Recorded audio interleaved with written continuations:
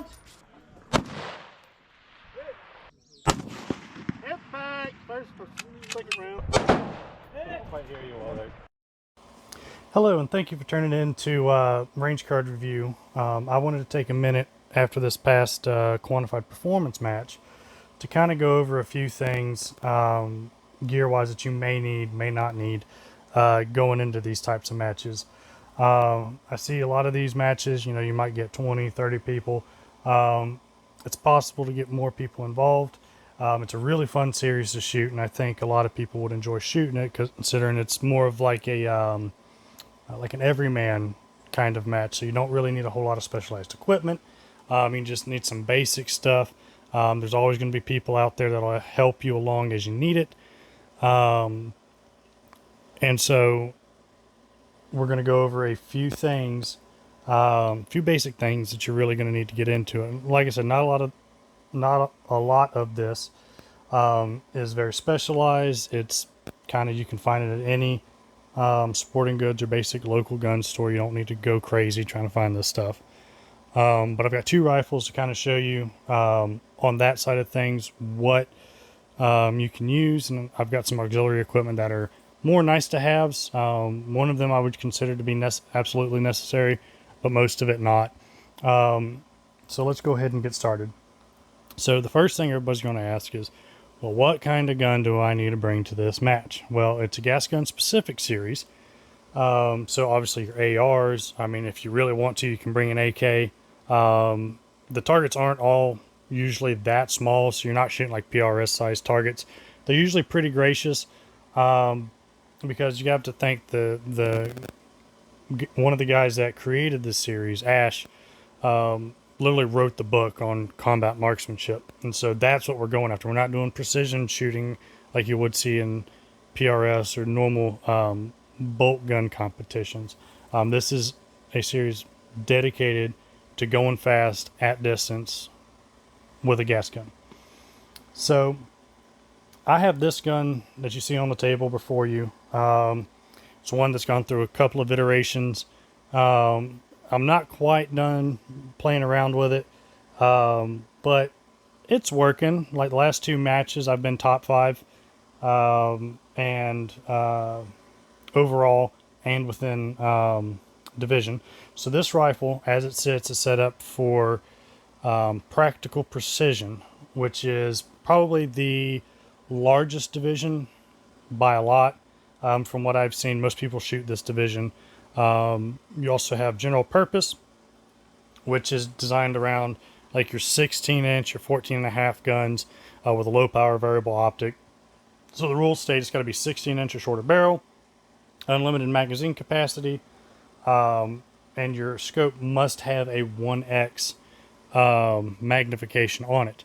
So you can't use a red dot in lieu of that, so you can't run like a 2 to 10 or something like that. It's got to be like a 1 to 4, 1 to 6, 1 to 8, so on and so forth. Whereas practical precision, which you see here, unlimited magnification on the optic, 20-inch or shorter barrel, and you're limited to a 20-round magazine. So think of your general purpose as geared more towards your standard AR-15 M4 platform, and then your practical precision dedicated more towards like your M110s, your SASs, things like that. This gun in particular, it's a 5.56 gun. I'm running a Vortex Venom 5 to 25 here. I've got the throw lever on it. These are pretty helpful. Thing is, if you're going to run a high mag optic like this, get something that's got a zero stop. It makes your life so much easier. As far as dialing, having easy to read notches on your turret is usually pretty good. You want nice positive clicks. This one's all right. It's not as good as my Razor that I have on my bolt gun, but it gets the job done. Because on my bolt gun, obviously those matches you dial for every target. You don't in a gas gun. So having more of your Christmas tree, like your Horus reticles, this particular one's an EBR 7C that Vortex has. In fact, all of my distance guns, they all use Vortex optics. They all have the same reticle, so it makes it easy to swap over as I need to. But something like that is definitely I would say needed if you're shooting this division in these matches, because there's going to be a lot of holding over. It's a 90-second par time per stage, so you don't have a lot of time to dial your targets. You're not really going to be dialing for wind. So the Christmas tree really helps with that, so you can do your holdover and your wind hold at the same time and actually know what you're holding. Now I've got this scope sitting in a SIG. I think it's an Echo mount. It's a steel mount. I just needed something to throw it on here. I had this in a the first mount I used on this was one of the Burris Pepper signature mounts, and I had a XTR2 Burriscope on here when I first started this series. Then I realized the limitation of that and went to this scope. Now this isn't an expensive scope. You can find them between $400 and $500 new. They're basically available in any major sporting goods store. You can find these at like Academy, Bass Pro, Sportsman's Warehouse, things like that. This one's in MRAD. Most of the ones you're going to find there are going to be in MOA. I prefer MRAD. You got divisibles of 10. It's a little bit easier to think about when you're doing your holdovers versus MOA, especially when speed is of the essence.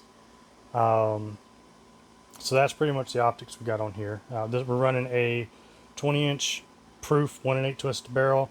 Not ideal for the ammo I'm running right now, and I'll get into that in a little bit. But it does pretty good. It's a nice heavy profile barrel. It takes the heat pretty well. No adjustable gas block or anything, just a standard. I think that one's an Aero gas block. I don't really mess with tuning gas too much. It's not really necessary, I don't think. Running the brake on here is a it's one that I drew up on CAD and had someone make for me. It does all right. It's not great.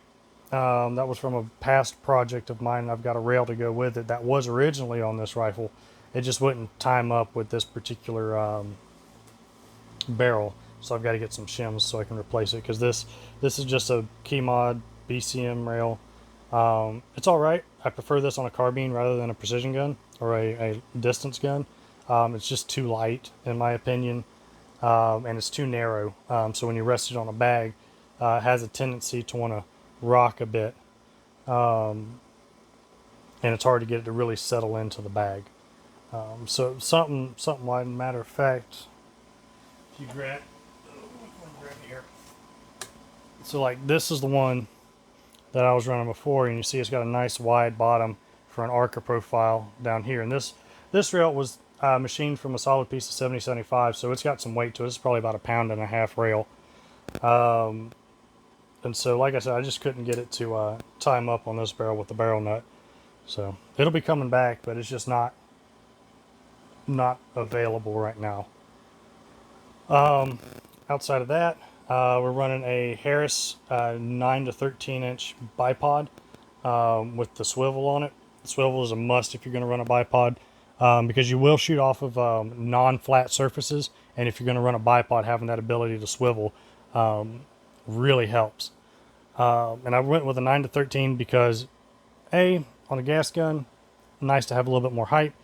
And I run this bipod also on my bolt gun, because that one gets run a lot in NRL Hunter, and because shooting down on the side of a mountain or something like that, the extra height on the bipod really helps with that. Now I don't have a sky pod or anything like that. I'm a little too broke to afford those, but if you can afford it, by all means go for it. They're very, very nice bipods. Moving backwards, just standard microbus carrier, nothing fancy there. I'm using a JP bolt that came with the barrel, that was headspace to it. I think this is a Strike Industries charging handle. It's got a big latch on the other side for getting around the optic. I've used that for 6 years. It's never given me any problems. I've never really seen a need to change it. Because like I run a Radian on another gun I'm going to show you here in a minute.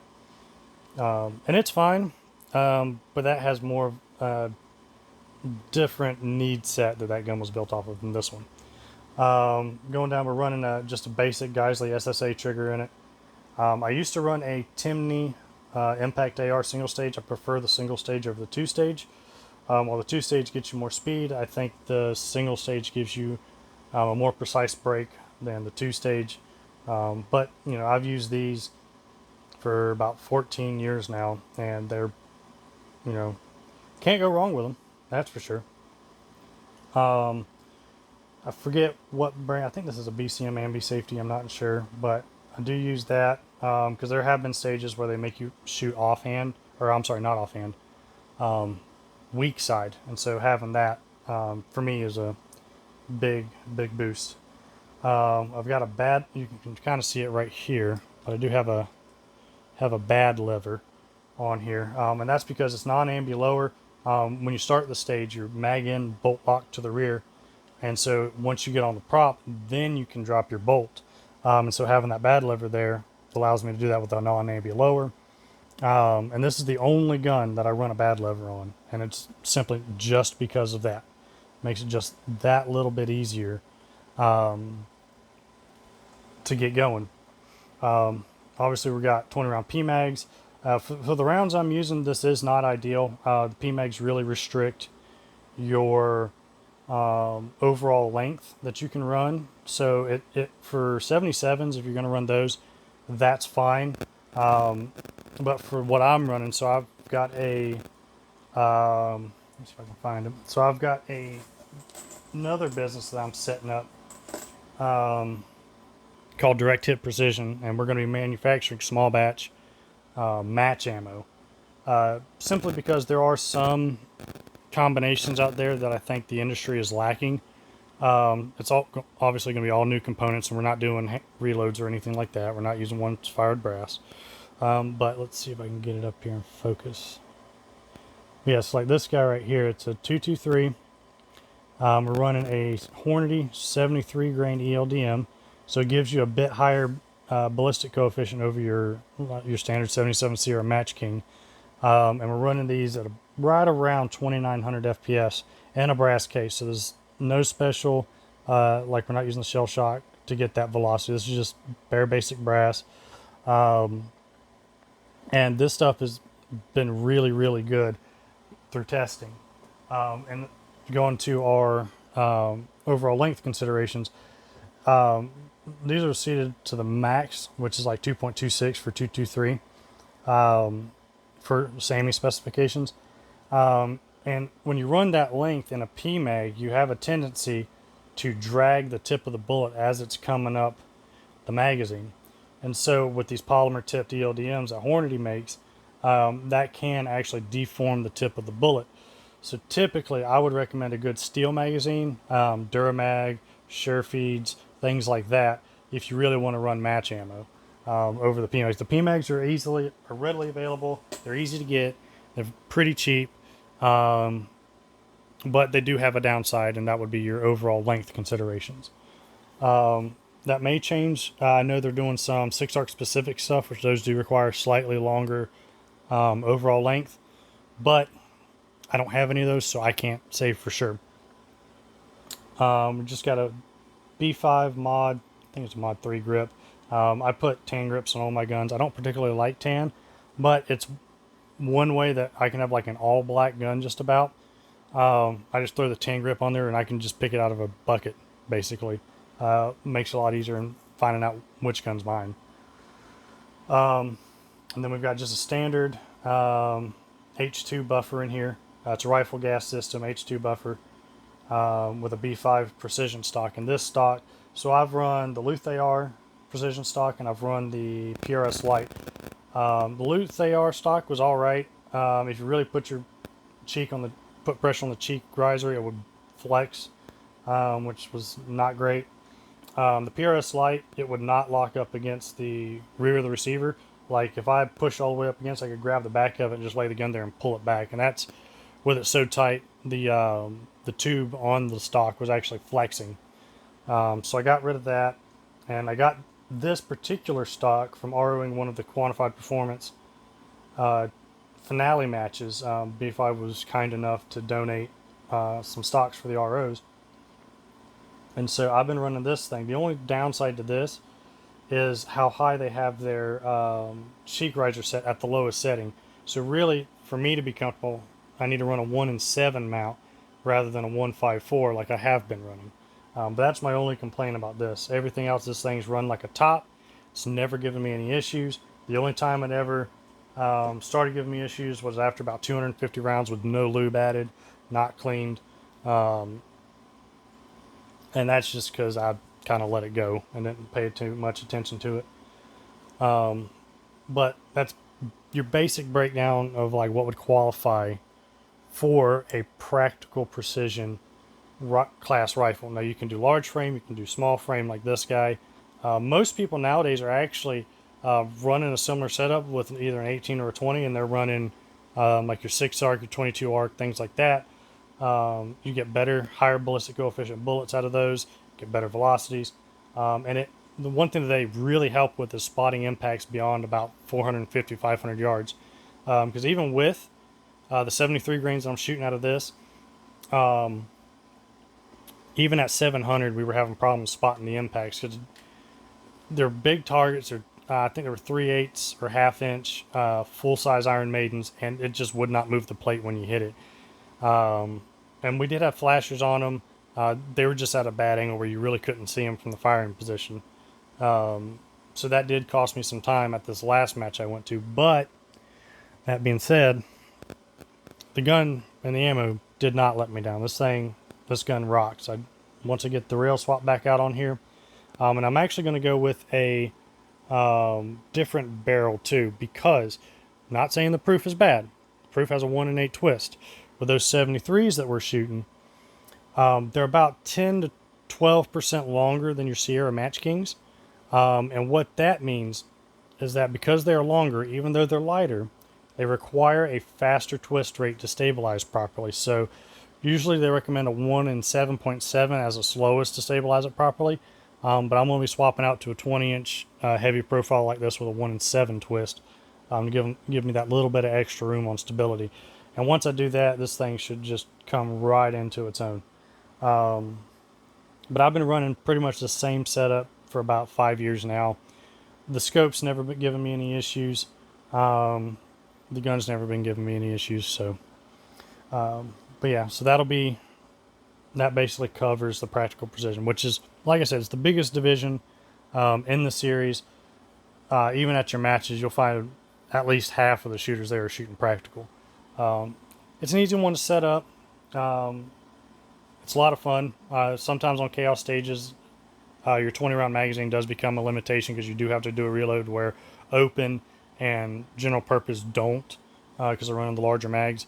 But this is a very, very good setup and a very good guide, in my opinion, to get you started on what you need if you want to go into that division. Now, moving on from this, let me get this out of the way. We'll go into something that would qualify for general purpose. So this is my kind of throw it in the back of a closet for a rainy day carbine. But I do use this a lot at 2-gun matches, just to stay up with it. But this is a 13 7-inch barrel. It's suppressed. This thing runs like a top, again, like the other one. This one, if you guys have been paying attention to the Instagram page or the Facebook page, I posted up some pictures of cleaning it. And that was after probably 1,000, 1,500 rounds through it. Some of that in full auto. This is not a select fire gun, but me and a friend of mine had a business where we did have one, and we did shoot this upper on there a lot. Let me not hit my tripod. So, but this 13 7-inch barrel, completely doable for quantified performance in general purpose. The only thing that would change on this gun, obviously, is we'll pull the aim point here off, and we'll throw a 1-6 or a 1-10 on here. But really, that would be the only thing. So, like, unlimited magazine capacity, so you can run these 40 rounders, or you can run a D60 if you want. This gun isn't most accurate. I didn't build it to be. It's got a 13.7 ballistic advantage barrel, a Gemtech Trek 2 direct thread on the end because I can't fit a quick detach system with this setup. But And to drive the point home, I'll throw a video in here of Ash, one of the founders of Quantified Performance, shooting some of the stages at the most recent Alliance match in North Carolina with an 11.5, his driveway special as he calls it. But he was running 11.5 inch SR15, had a, I believe it was an NT4 Knights can on it, with a 1 to 10 razor. Cleaned the match, didn't take a miss at all. Well, actually, I take that back. He did take a couple of misses, but that was user error. That wasn't the gun failing. So yes, something like this, or like even your, if you go, let's say you go in a gun shop, or you've got like a PSA 16 inch, basic, what do they call them, like Freedom carbines or something, just sitting at your house that you don't really do much with. You can go pick up one of them Sig Tango MSRs, throw it on there with the mount, go zero it, show it with some 55s, and go have a blast at one of these matches. I've seen people do it. Just all it's going to come down to is how willing are you to learn, and how willing are you to actually show up and have the humility to, be okay being at the bottom of the leaderboard, because very few people show up to their first quantified match and hit the top of the leaderboard. It's just a thing that happens. I mean, it's like, dipping your toes in anything. You may not be the best right out the gate, and that's okay, because really you're just fighting with yourself. Unless you decide to actually sign up and shoot the series, then obviously, yeah, you're fighting against everybody else to get the prize table. So enough about the guns. Let's get into some of the auxiliary equipment. So the one thing that I'm going to show you that I think is absolutely mandatory is a chronograph. So like I've got this guy, which is a MagnetoSpeed V3. I've got one of these, and I've got their Sporter. Both of them very accurate. Most people now are moving to the Garmin Zeros with the miniature Doppler radar in it. The only thing with the radar, with the Zeros, and any of those, even with the lab radar and stuff, is that if you have them on a range where a lot of people are relatively close together, like at your standard DNR ranges and things like that, what'll happen is if you got a guy shooting next to you, it may actually pick up their bullets and ruin your string that you have saved, because you might see, let's say you got, like 2950, 2949, and the next thing you know, you got 2646 because it picked up a round from the guy next to you. That is a thing that happens. They've gotten better with it, but with a MagnetoSpeed like this, it's not something you have to concern yourself with. Excuse me. The only thing you've got to really worry about is making sure you've got it lined up so that way your bullet, when it exits the muzzle, does not contact your magnets out there. But this thing will keep multiple strings that you can come back to and view later. But the reason why you want to have a chronograph is when you're trying to get data to shoot at long range, you need to know how fast your bullet's going, so that way you can plug it into your solver, right, and know what your data is actually going to be. Now, this will get you about 90% of the way there. The last thing you want to do would be to true the data, which is going to be hard for a lot of people because not everybody has access to like 1,000-yard plus range. Because generally what will happen is if you're running a ballistic solver, they'll want you to true right when it starts going to your transonic range, which, like for my practical gun, is about between 750 and 1,100 yards. So you put a target between there, you get it to where your elevation's correct on your drop, the old-fashioned way, and then you enter that in, enter what you actually held into that solver, and it'll correct the speed and the ballistic coefficient. No, I'm sorry, it'll just correct the velocity, not your ballistic coefficient. So having this is crucial, because like I've seen guys run out there with with 1-6s that have like your Venom 1-6, right? Where it's got the EBR BDC reticle, I think is what it's called, and it's got like your 2, 3, 4, 5, and 600-yard lines. Well, those are calibrated, but they're calibrated to a very specific barrel length with a very specific load at a very specific velocity. Once you go outside of those bounds, then that BDC is no longer good. So that's where your velocity comes in. Because if you can get a load out of the same barrel length at the same velocity range with the same ballistic coefficient, then yeah, it'll work. But let's say you've got one of those and you decide to run, like a 14-inch barrel or 14.5 with 77s, it's not going to really work. So having this and a ballistic solver is going to not accommodate, is going to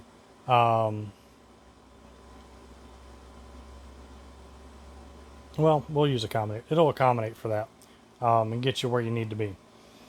Now, moving on, the next thing that I'm going to consider, which I kind of lied, there's two things I would consider to be necessary. So you've got your chronograph, and the next thing is going to be a shooting bag.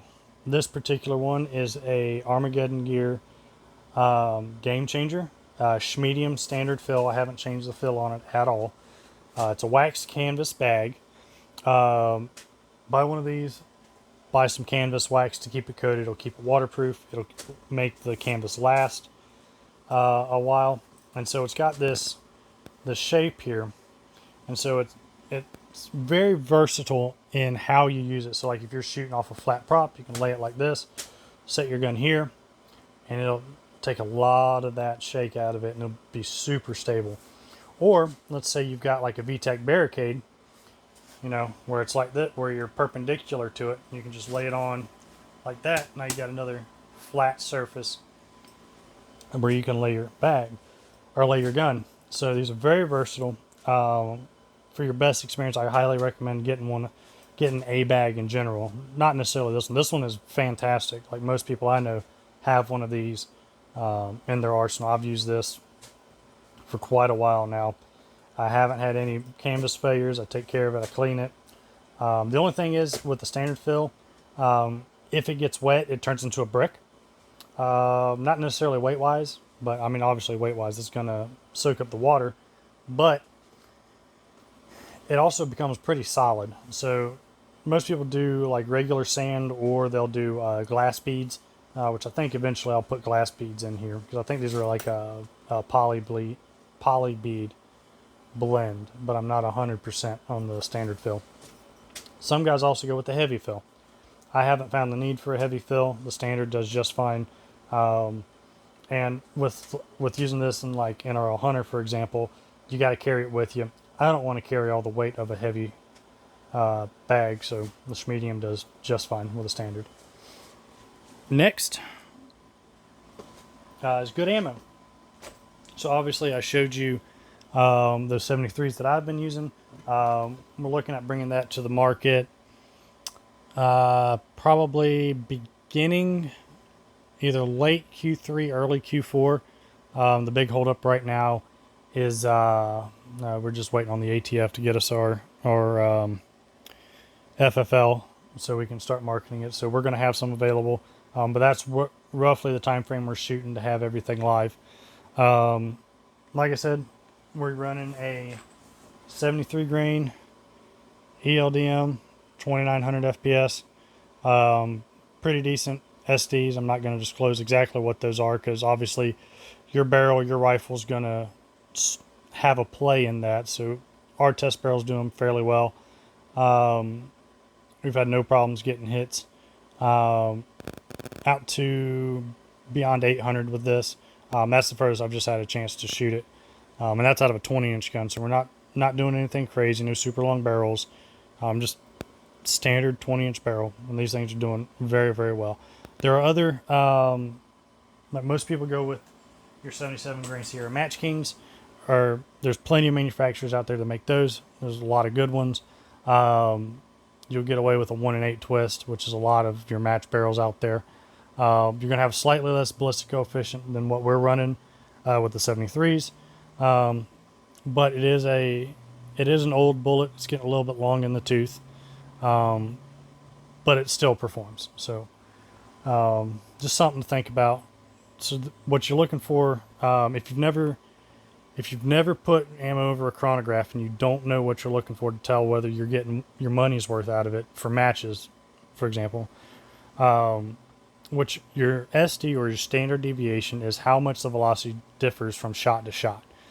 So in gas gun, you really look like 20 and under, you're doing okay. It's not going to hurt you. Under there, you're actually starting to get into your top tier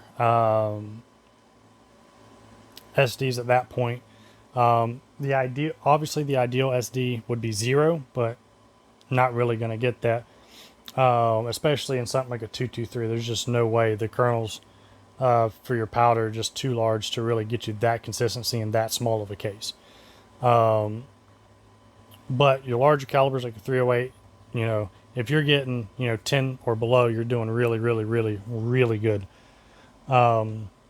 But you want to make sure that they're pretty consistent, because once you go out beyond about 300 yards, that standard deviation or the difference between shot to shot is really going to show on itself in elevation on your impacts.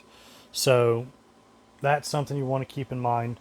And so that'll be your tell to know whether you want to run that ammo in a match or not. So that's another point to why you should have a chronograph as a mandatory piece of equipment, and that goes for any sport shooting event. Not so much necessarily for handgun, because you don't really shoot those far enough for it to matter. But even in two gun, like on your rifle, like I've been to two gun matches where we've had to take shots beyond 500 yards. And so knowing that from the precision side of things puts you a little bit over in skill set over your standard two gun guys, because they may not shoot out that far. Mostly they might shoot out 200-300 yards, but going from 300 to 600 is a completely different ball game. And you have a lot more factors to consider that where your typical two gun or three gun shooter may not be experienced in, whereas if you come from the quantified side, you'll definitely be experienced in it. All right, so next thing is an arm board.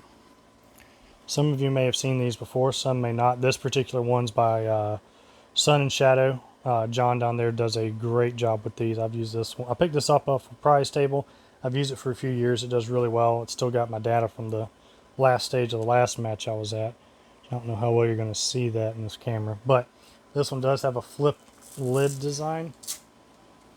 So normally what I'll do is I'll go through, I'll make my range card at the beginning of the day. This is an old one. I haven't used this in a while.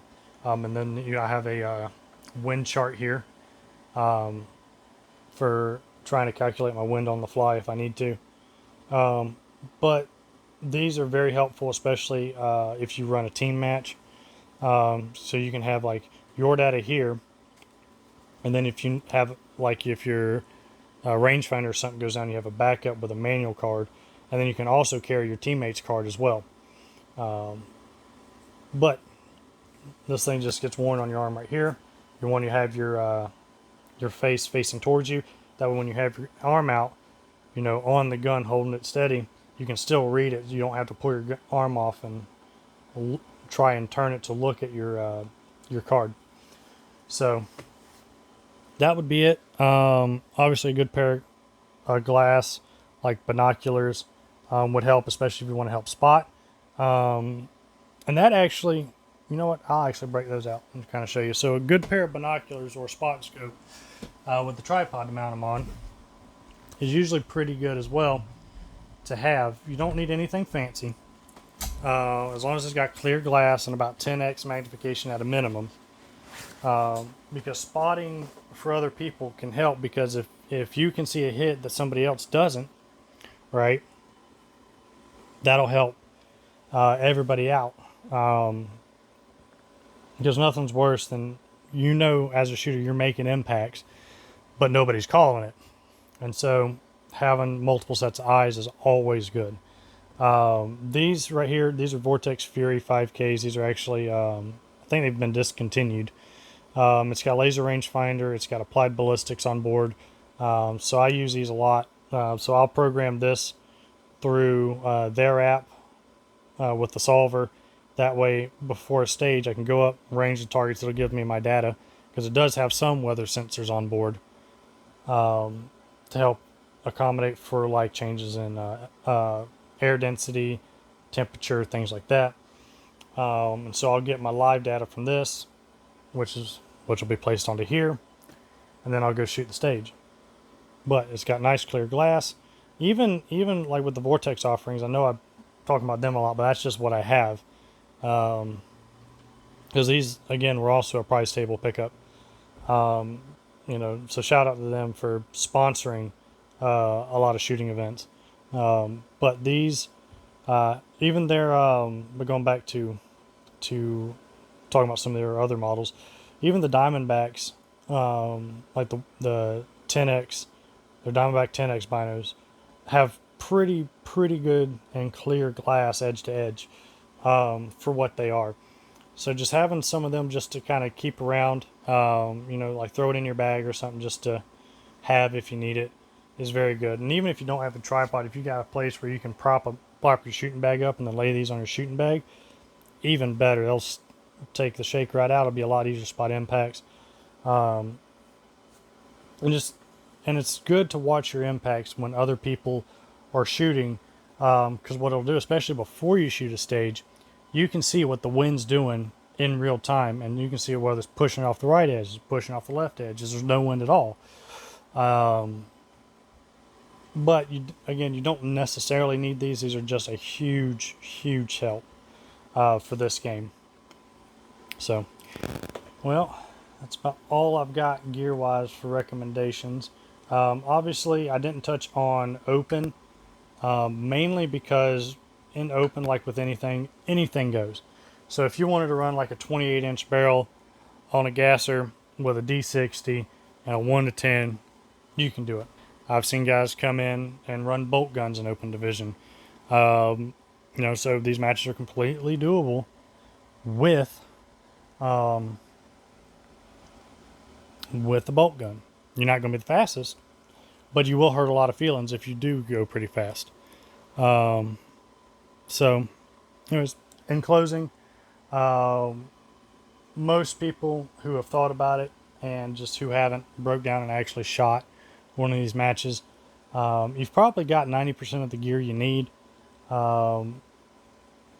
Just get some good quality ammo, low power variable optic if you're running a 16-inch gun.